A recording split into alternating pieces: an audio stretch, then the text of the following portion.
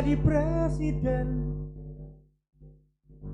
terbang jauh bagai raja wali, tulus ikhlas seperti merpati.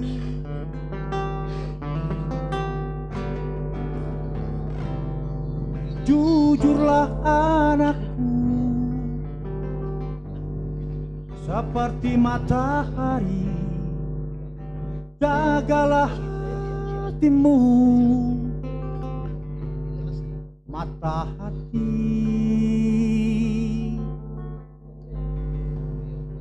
Dalam pelukan Ibu Pertiwi.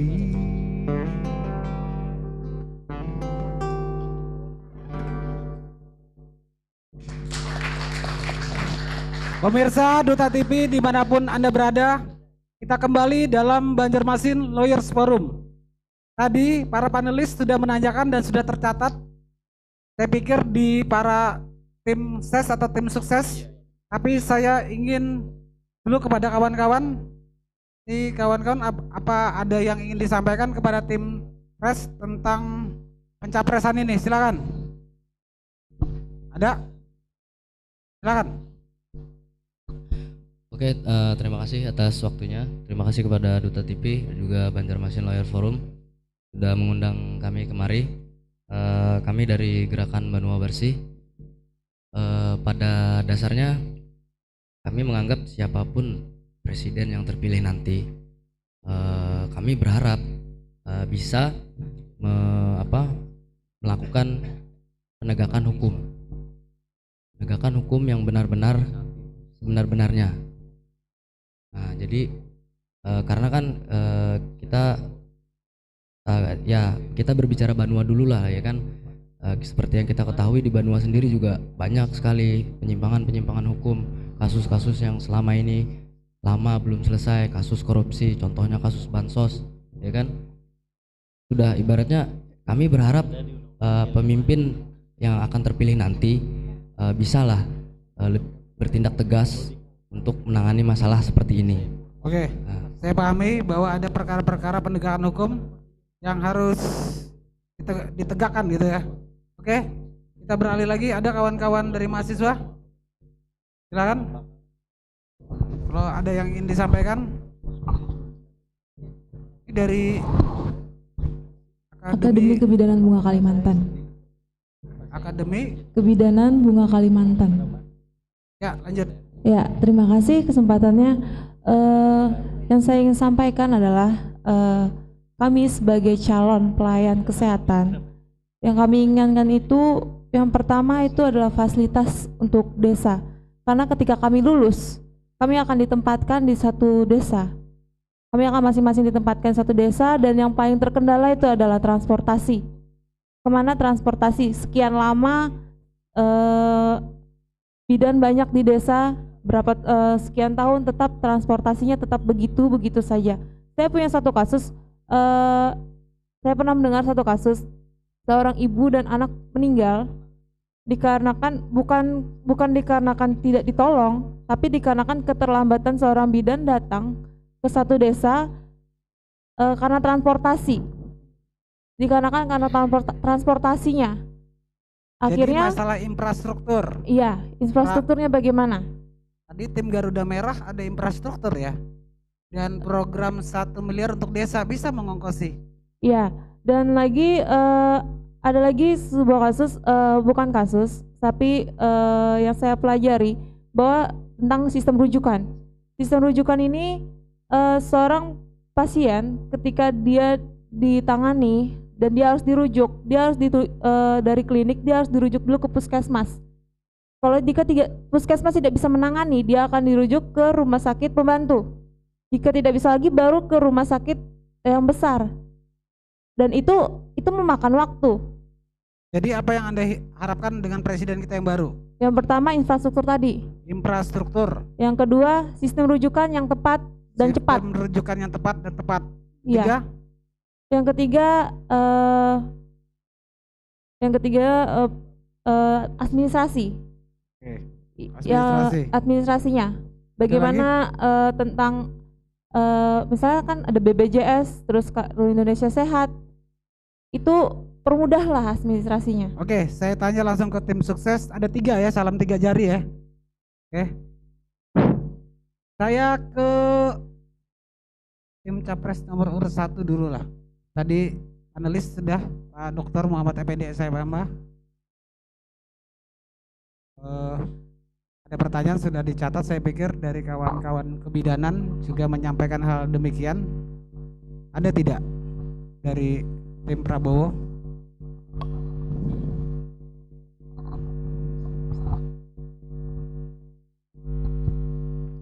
Baik, terima kasih. Jadi menjawab dari berbagai pertanyaan dari rekan-rekan di forum ini, pada dasarnya berawal dari pengelolaan sumber daya alam kita ataupun sumber daya manusia kita yang memang belum maksimal. Oleh karena itu, tim Prabowo Hatta mencanangkan suatu semangat Indonesia bangkit. Bangkit dari keterpurukan kita dalam hal mengelola sumber daya alam kita maupun juga dalam hal mengelola sumber daya manusia kita. Ini Artinya, jawaban untuk Pak demikian. Effendi atau jawaban untuk di bidan? Saya rasa seluruhnya. Karena nanti pada saat kita bisa mengatasi kebocoran dalam arti pengelolaan sumber daya alam kita, bahan baku kita jual langsung ke luar, sementara kita punya kesempatan untuk mengelola, sehingga hasilnya itu bisa lebih banyak. Kan saya mengkritisi ya, kan dikatakan kebocoran. Emang ada kebocoran di negara kita? Artinya begini, antara input dan output yang mestinya bisa maksimal, tapi tidak bisa maksimal, itu kita juga maknanya sebagai suatu kebocoran. Kan Pak Hatta ada di pemerintahan. Pak Hatta ada di pemerintahan, artinya bocor dong Pak Hatta. Ya, ini maksudnya ke depan. Ini kan bahwa tim kita adalah tim Prabowo Hatta. Iya, Ya, kan ada kebocoran. Sedangkan kita tahu Pak Hatta ada di pemerintahan SBY. ya. Kebocoran yang disebut kebocoran dari pemerintahan. Artinya Pak Hatta tidak bisa menahan kebocoran Bukan itu maksudnya. Artinya pengelolaan kita, bahwa kita punya sumber daya alam yang mestinya bisa kita kelola sampai pengelolaan, sehingga yang kita jual keluar itu adalah bahan yang sudah jadi ataupun setengah jadi. Sekarang Bukan apa yang seperti dijual, sekarang, Pak? bahan baku. Tidak ada pengelolaan, tidak ada pengolahan di dalam dalam negeri. Sehingga dalam misi ini juga nanti akan didirikan kilang-kilang minyak bumi, pabrik etanol, pabrik DME dan smelter pertambangan, sehingga sumber daya alam kita bisa kita kelola dengan maksimal, bisa kita olah, sehingga makna dari kebocoran yang kita maksud itu adalah bagaimana kita antara input dengan outputnya itu bisa maksimal. Oke, sesi ini kan sesi pendalaman, Pak. Yang saya ingin tahu itu output dan input ini apa sih, Pak, bahasanya? Kita nggak ngerti. Terus Bapak ngomong dari tim Prabowo Hatta kan, Pak? Mengatakan kebocoran apa? Apakah memang pemerintahan sekarang memang bocor? Baik, kita mulai dari pemahaman bahwa tadi kita katakan bahwa ada semacam peribahasa di awal tadi, bahwa ayam bertelur di padi mati kelaparan, itik berenang di air mati kehausan. Ini maknanya bahwa kita saat ini belum bisa maksimal mengelola sumber daya alam kita. Sumber daya alam kita seperti batu bara, minyak dan sebagainya itu bisa kita kelola, kita olah di dalam negeri, sehingga menghasilkan lapangan pekerjaan, juga hasil yang bisa kita jual lebih mahal, sehingga antara bahan baku dengan hasil yang kita peroleh itu bisa maksimal. Itu dalam hal pengelolaan sumber daya alam. Nah, ini diperlukan sumber daya manusianya. Oleh karena itu juga masalah pendidikan dan kesehatan juga kita merupakan bagian dari program. Dalam 5 tahun ini bisa tidak kita meng-grid sumber daya manusia? Menurut Pak Prabowo bisa tidak? Ini bagian dari ikhtiar kita.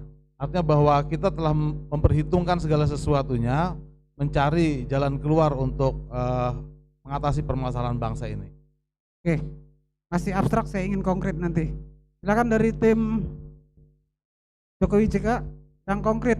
Ini sekarang dari tadi ini penajaman, sesi penajaman diskusi. Dari tadi kita makmur, sejahtera, adil dan segala-segalanya, tapi masyarakat tidak tahu apa sih sebenarnya. Silakan.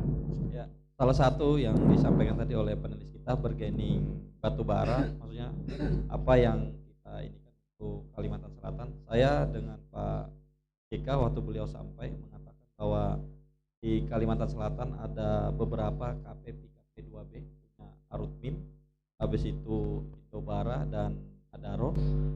Kalau Bapak nanti terpilih, saya bilang salah satunya yang Bapak program kalau bisa diwajibkan PKP 2B untuk membangun PLTU di Kalimantan Selatan bagi yang mempunyai PKP 2B. Kenapa kita wajibkan? Karena selama ini terus terang batubara yang dikirim untuk di Kalimantan Selatan yang paling besar adalah PKP 2B. Yang selama ini yang dikirim ke Jawa dan dikirim ke luar negeri yang tidak dinikmati oleh masyarakat Kalsel. Kita penghasil batubara yang besar, tapi PLTU di tempat kita belum 100% masih ada. Anda sebagai PLTU. tim sukses, Anda yakin tidak perkataan Pak Yusuf Kala itu bisa Saya yakin direalisasikan? sekali. Kenapa? Karena saat beliau menjabat Wapres saja beliau sudah membangun 10.000 megawatt PLTU di seluruh Indonesia. Dan apabila beliau terpilih lagi, saya yakin PKP 2B yang ada di Kalimantan Selatan diwajibkan untuk membangun PLTU. Andai kata dia tidak melakukan, apa yang Anda lakukan? Saya akan sampaikan kepada beliau karena bukan saya yang menjadi wapresnya. Kalau saya yang jadi wapresnya, saya bilang saya akan janji akan membangun itu. Oke, Ya. terima kasih. Konkret. Saya pikir karena ini tim pendalaman materi, apa yang bisa Anda berikan pendapat atau tanggapan yang baik kepada tim Prabowo?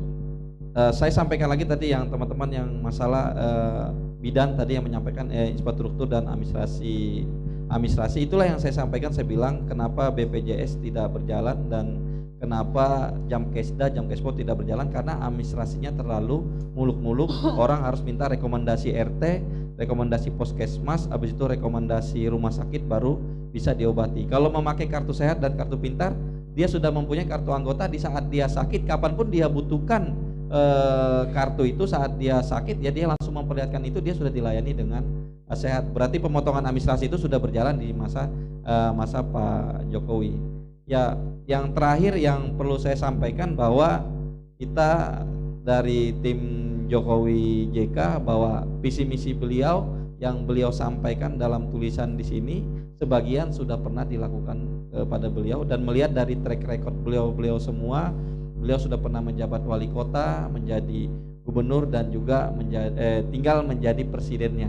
Dan berkoordinasi menurut saya waktu saat beliau menjadi wali kota, beliau berkoordinasi dengan Kapolres, berkoordinasi dengan Dandim, berkoordinasi dengan Kajari dan Ketua Pengadilan. Begitu juga di Gubernur, Kapolda dan Rem, berarti kan ada pengalaman beliau sudah berkoordinasi dalam. Anda dari tadi menekankan dia pernah menjadi wali kota, menjadi gubernur. Ya. Kata kawan-kawan tidak perlu jadi wali kota, jadi presiden tidak perlu jadi gubernur untuk jadi presiden. Oh ya betul. Maksudnya untuk menjadi presiden tidak perlu tahapan itu. Namun kalau kita berpikir dari segi pengalaman, bukan Pak Prabowo tidak berpengalaman, Pak Prabowo juga berpengalaman, tapi beliau berpengalaman di militer. Kalau militer itu menurut saya lebih gampang. Kenapa? Kalau komandannya bilang A, ada yang berani bilang B di bawah. Tapi kalau kita sipil, kalau kita bilang A, belum tentu masyarakat kita bilang A. Ada yang bilang B, ada yang bilang C, ada yang bilang D.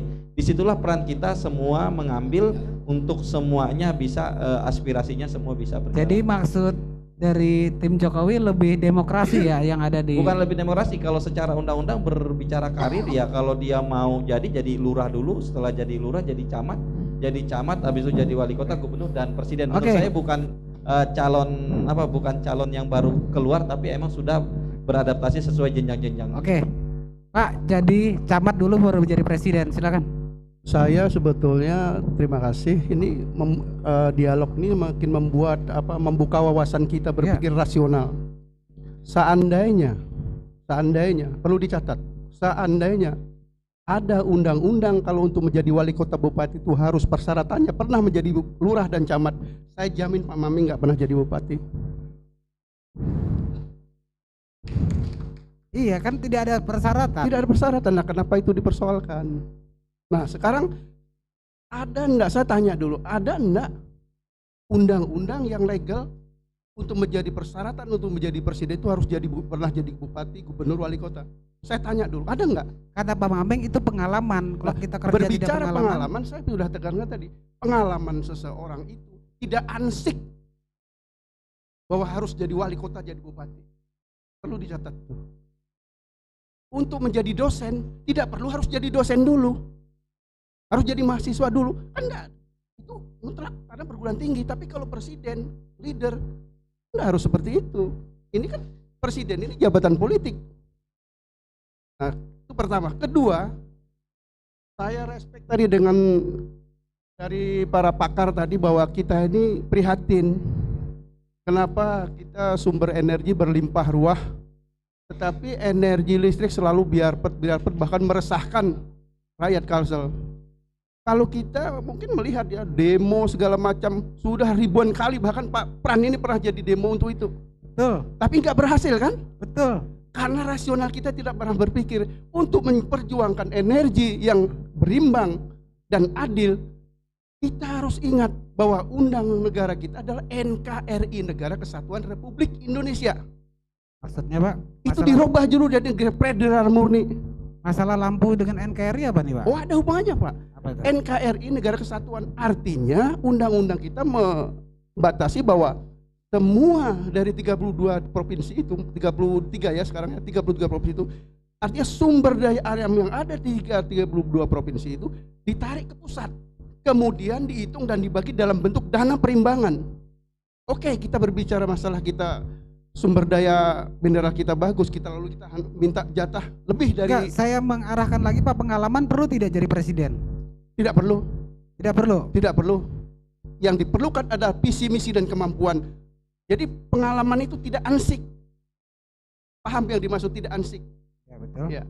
Jadi apa dianggap Prabowo tidak mampu untuk jadi presiden? Tadi dikatakan kan kalau militer gampang, Bapak tadi mengatakan militer tinggal perintah A semuanya A.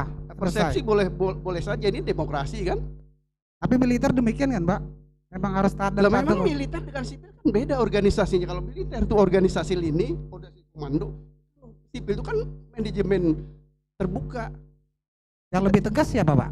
Nah kalau berbicara tegas, saya juga mempertanyakan tegas itu dalam arti yang seperti apa? Tegas itu tidak mesti harus frontal, tidak mesti harus brutal, tidak mesti harus menggusur rakyat yang kecil. Pengertian tegas itu suatu kebijakan yang dibuat dan diambil yang mensejahterakan rakyat kecil. Nah, yang mensejahterakan ini siapa Pak pertanyaannya? Nah kalau kita meyakini yang akan datang Prabowo, pengalamannya? loh, yang katakan tadi artinya tidak ansik pengalaman itu. Ya. Pak Maming, pengalaman nggak perlu katanya? Kan nggak perlu.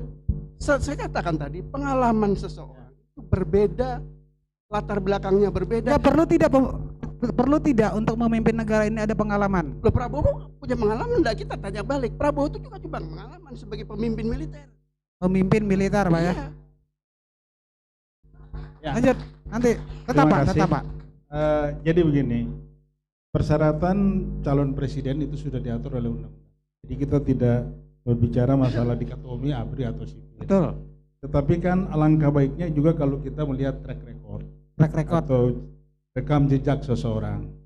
Ketika kita memilih presiden, maka kita bicara persoalan eksekutif yang akan memanage bangsa ini. Kita tidak sedang memilih Pangdam, kita tidak sedang memilih Pangap ya, tapi kita sedang memilih kepala negara.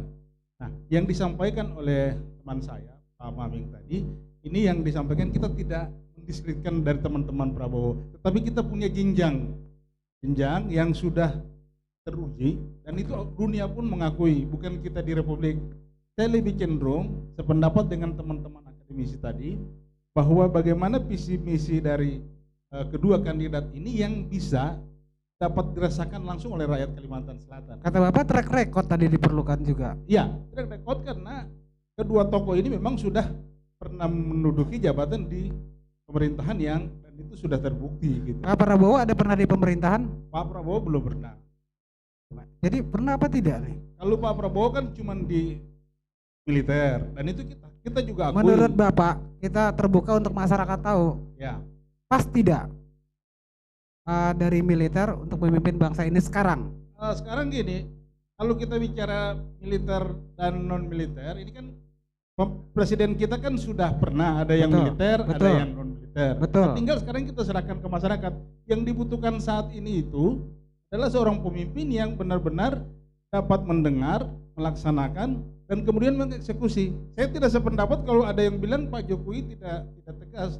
Justru sangat tegas. Tegas itu tidak berarti harus dengan gaya ya, tapi tapi dengan sikap dan tindakan.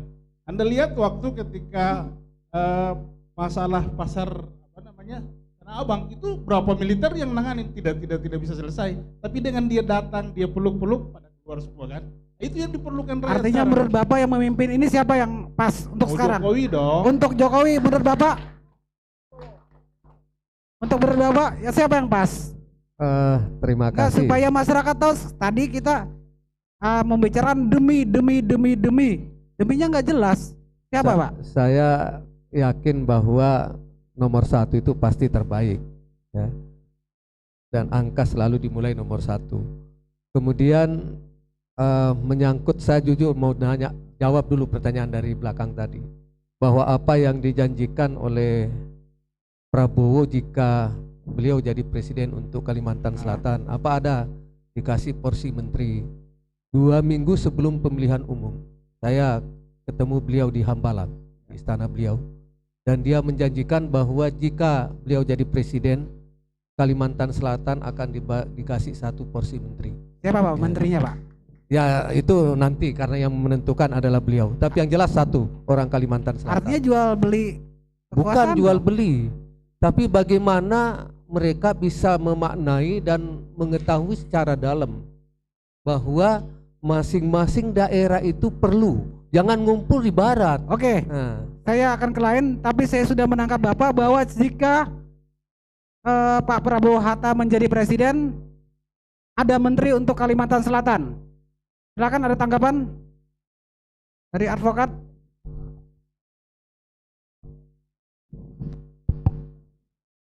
Terima kasih. Calon menterinya ya Pak? Lanjut. Terima kasih. Lanjut. Dalam hal ini saya akan berbicara khusus mengenai masalah Kalimantan. Kalimantan di sini perlu kita ketahui adalah milik dari 3 negara, yaitu Indonesia, Malaysia, dan Brunei. Dari tadi saya lihat tentang kita bicara masalah Kalimantan, tapi tidak ada menyebutkan Kalimantan itu adalah milik 3 negara. Di dunia pun, dimanapun negara tidak ada, di kepulauan manapun di dunia tidak ada kepulauan yang memiliki suatu negara. Tapi di Kalimantan 3 negara yang punya daerah di sini. Ini perlu yang kita banggakan.